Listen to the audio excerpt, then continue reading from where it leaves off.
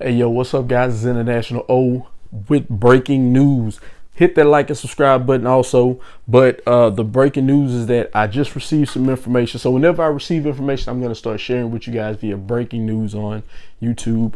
The breaking news that I've received is that Adidas has sent an email to Foot Locker, Foot Action Champs, JD Sports, possibly Finish Line, since JD owns Finish Line, that they are no longer sending Yeezys to these stores during the pandemic. So you will not see a Yeezy in store, which is why, aside from the Finish Line or JD this past weekend, you didn't see the Zion Yeezys in Foot Locker, Foot Action, and Champs.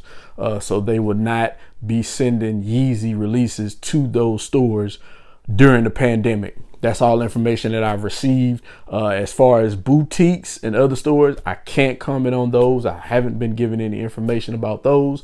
All I can tell you is that from a reliable source, very reliable source, that Foot Locker, Foot Action Champs, JD Sports will not receive Yeezy releases until the pandemic has calmed down. I haven't heard anything about Nike or any other brand, just Adidas when it comes to the Yeezy shoe.